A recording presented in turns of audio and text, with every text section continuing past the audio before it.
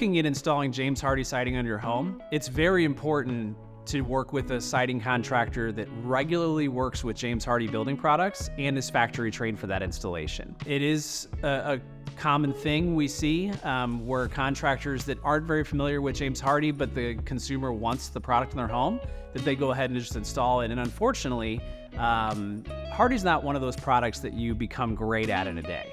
So again, it's something we recommend people that are looking to do James Hardie in their home work with a contractor that is very familiar with it, knows the ins and outs, knows the specifications, and you feel comfortable that they are the expert in that product. James Hardie has one of the best warranties in the business. It's 30 years non-prorated and it's transferable.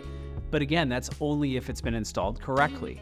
As a former James Hardie regional manager, part of my job when I worked for Hardie was to train contractors and installers on how to properly install the product. So we make sure at Hawthorn Home Exteriors, every project meets James Hardie installation requirements and even above and beyond that scope. One thing we are pretty well allergic to installing Hardie anyway other than manufacturer specifications.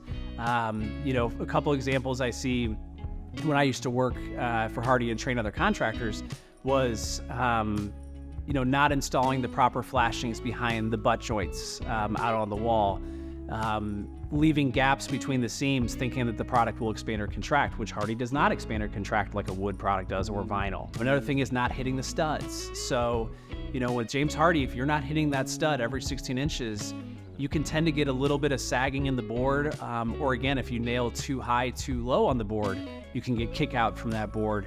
And so there's just a lot of little things with James Hardie siding that if you don't know how to do it or you don't work with it on a daily basis like we do, you could end up spending quite a bit, for your home and not getting a product that looks all that great. So I think the product itself is 30% of it. The other 70% of how your project ends is on the installer themselves to make it look great.